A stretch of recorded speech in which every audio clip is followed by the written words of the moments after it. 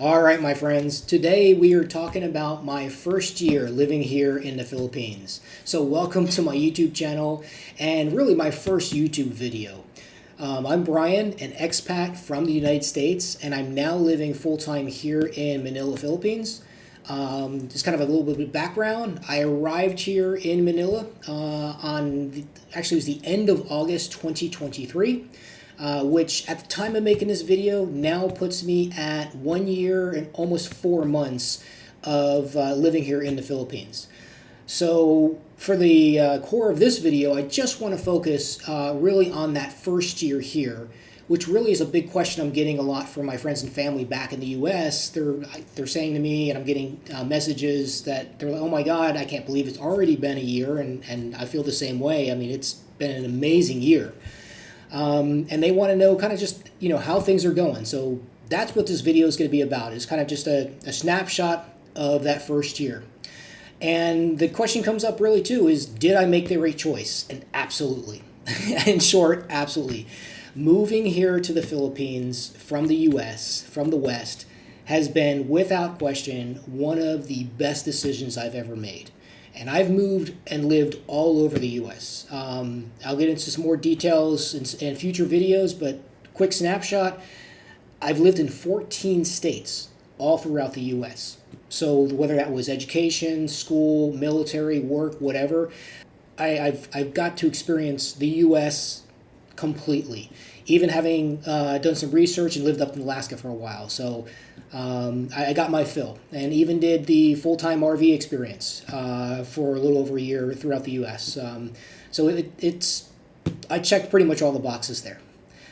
So really what it comes down to is it was time for me to kind of look for what the next step in my life was going to be, and becoming an expat or an expatriate was really the core of where I wanted to take my my life, kind of in this latter part. So I'm 55 now, and I was looking towards retirement, and just kind of out there what options were available. I chose the Philippines, and it has been the absolute best decision I've made.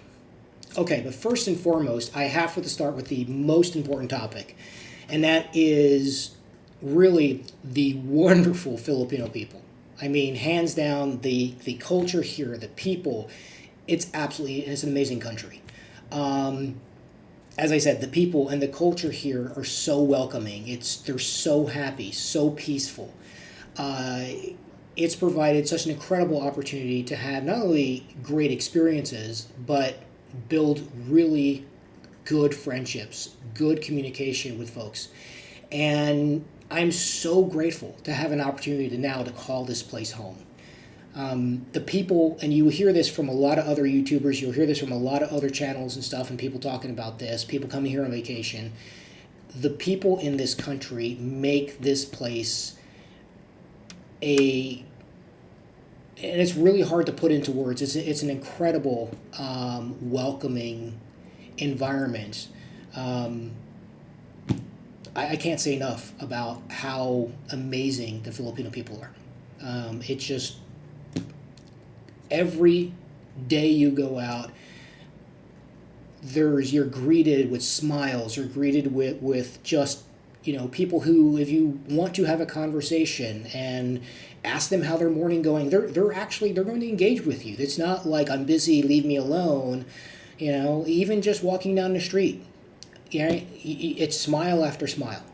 All right, with that, let's go ahead and dive into my first year here. And I got my little cheat sheet here so we can kind of go through some rapid fire numbers. And so what did I do here in my first year in the Philippines? Well, I had 27 Airbnb bookings, mostly here around Manila. And I did that specifically because I wanted to learn parts of the city.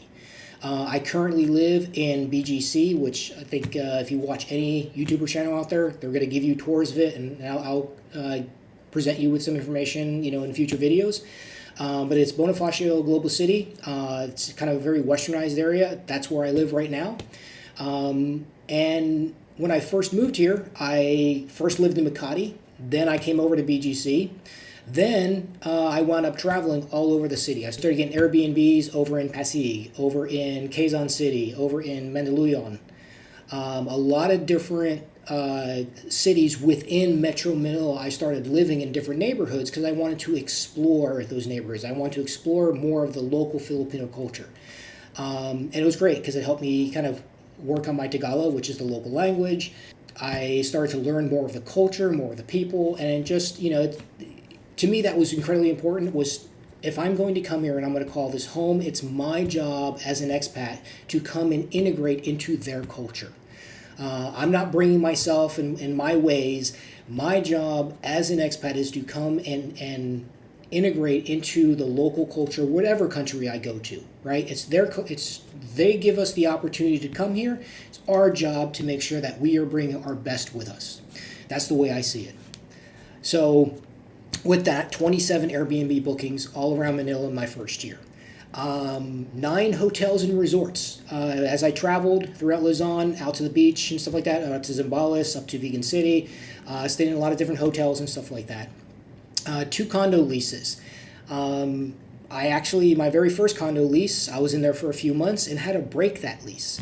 So I had to go through that whole experience. I had to get legal counsel involved. It was kind of a stressful situation, stressful time. But at the same time, after discussions with the real estate agent, as well as the, who was kind of the property management for the owners, as well as legal counsel and everything got settled. Everything, it was very, it turned out good for everybody. So we parted ways, good terms. So I'm very, very happy all of that worked out. So I had to go through that process. Beyond just the housing component here, I wound up shipping personal items from the U.S. here to the Philippines. So I had to go through that process of how do I ship things over here. And then when they got here, I wound up getting a storage unit for about a year, climate-controlled storage here locally, just like you would back in the U.S. or Western countries. And I went through that whole process. In fact, I got to the point where I was using that storage unit as kind of base camp as I was traveling around exploring. So that gave me kind of a central place so that's how I was able to kind of go to a lot of these different Airbnbs, is I had my stuff shipped over, stored things in a storage unit, and from there was able to go to different Airbnbs and have a limited amount of stuff in my luggage, so I wasn't always having to drag everything with me. And then when I needed stuff, I could just shoot back to the storage unit. And it was an ideal location. It's right here between Makati and BGC, kind of right in some of these neighborhoods, right in Metro Manila, so it worked out really, really well. So that's what I wound up doing for the housing side of my first year here.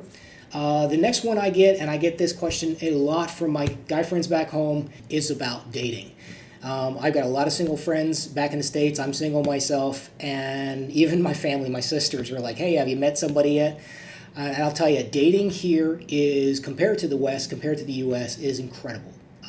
It's what it should be back in the U.S., and I'm sorry to say that, but it's true. It's dating here is so much better, both with options and just enjoying going on dates. And from really just the first few weeks of being here, when I first got here at the end of 2023, within weeks, I met several local women, went on many dates.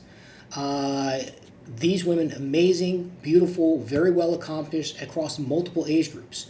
And most of the dates I wound up going on were women in their 20s and 30s. Again, I'm 55. Now, I did date a woman who was closer to my age in the 50s, and we had, great time, great conversations. But it's common here, and it's just part of the culture, that there is typically an age gap between the men and the women. And it's not unusual. And I can hear people in the States, oh, that's terrible, I can't believe that. But, a 15, a 20, 25-year age gap is not uncommon. In fact, I come from an older family, and my father served in World War II, to put it in perspective.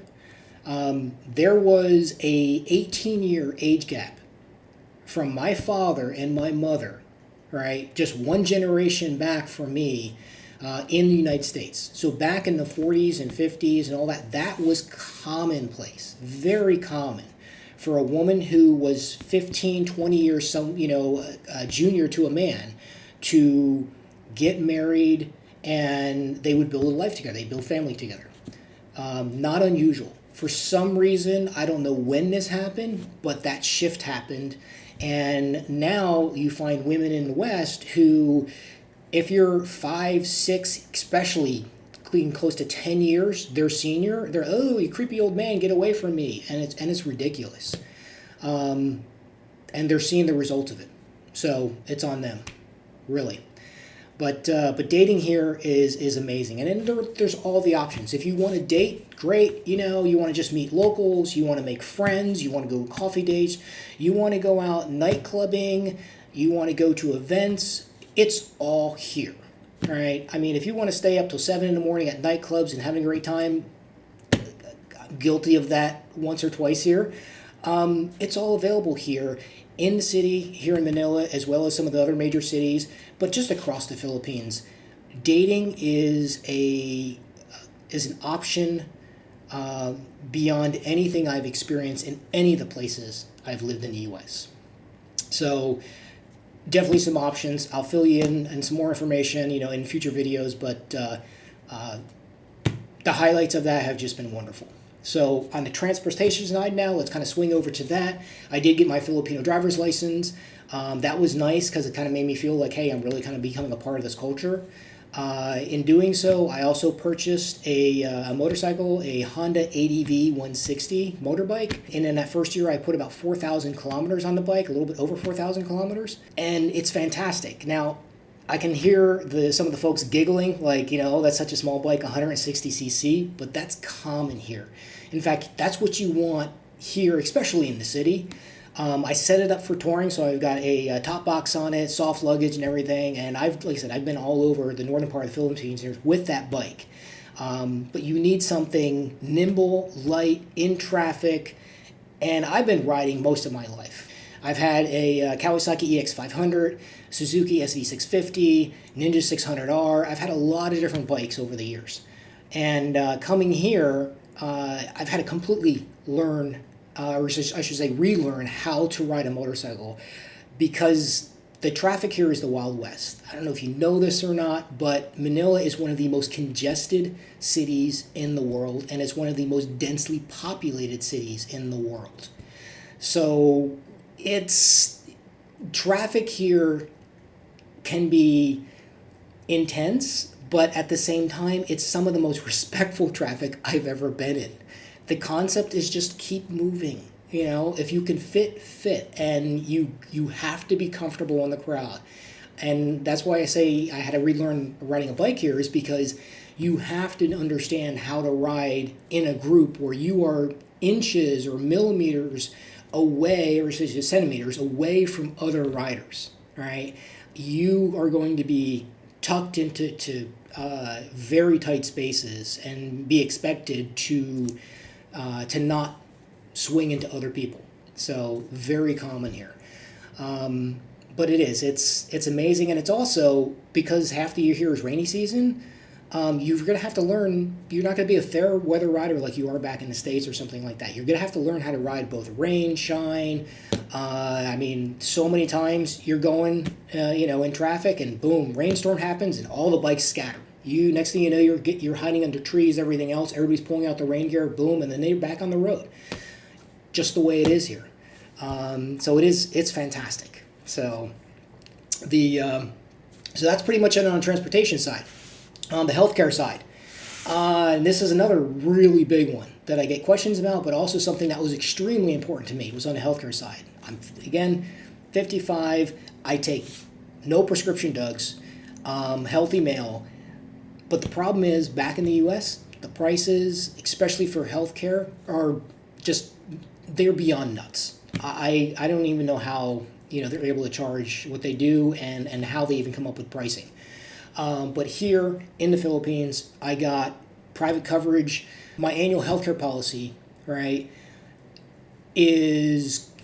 covers all the inpatient stuff. If I ever have to go, something catastrophic happens, I have to go to the hospital, whatever it is, all that's covered, very low deductibles.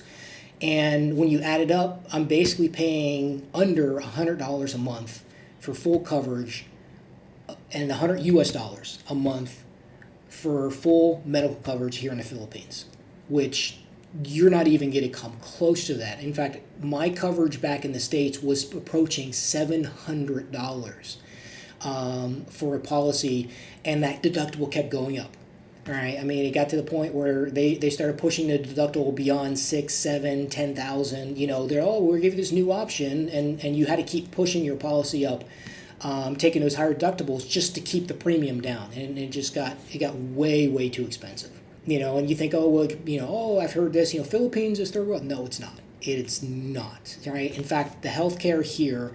I go to St. Luke's Medical Center here in Bonifacio, Global City, BGC. Right? I hope I said that correctly, Bonifacio, Global City. And yes, this is the St. Luke's Medical Center network. That is St. Luke's that you've seen throughout the U.S. and around the world. Very high standards, incredible just staff there, doctors, nurses, the staff, everyone is so professional. And I've had some of the best medical coverage here in the last year than I've ever experienced in the U.S. So I did my annual physical here.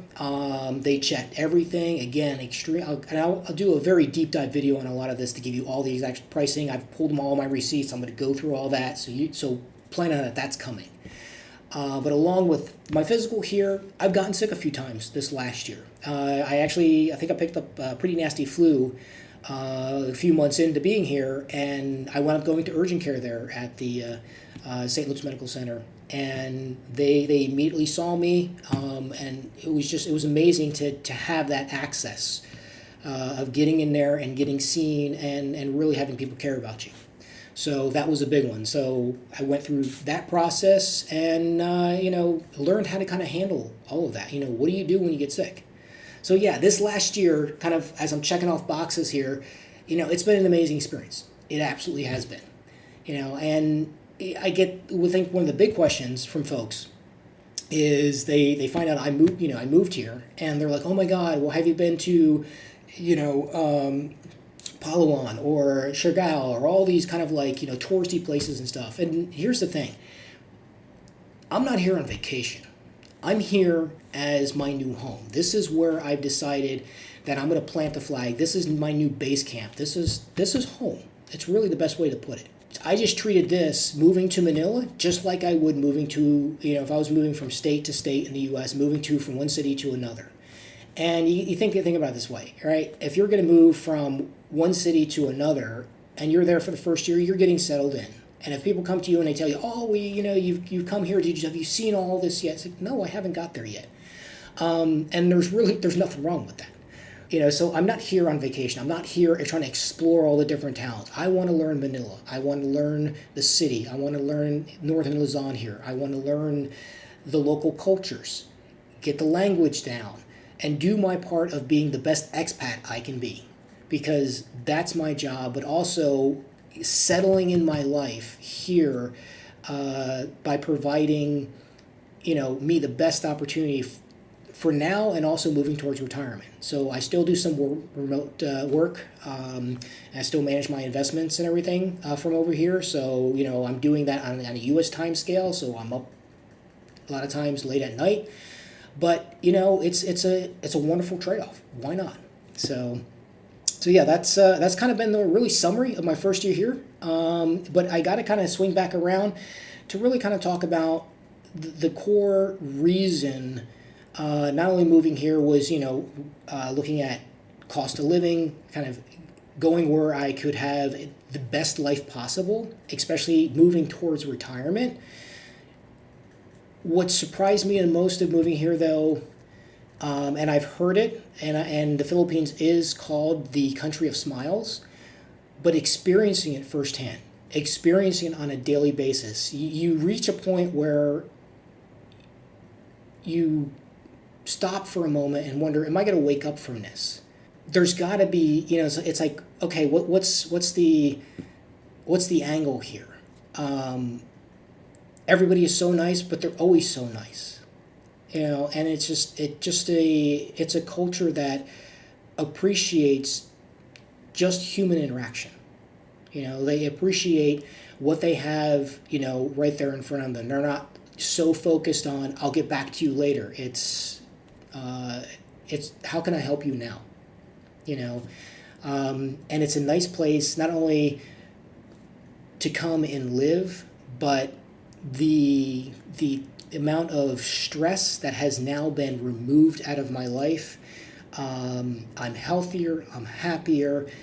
I have a wonderful life, both in lifestyle as well as the options to date and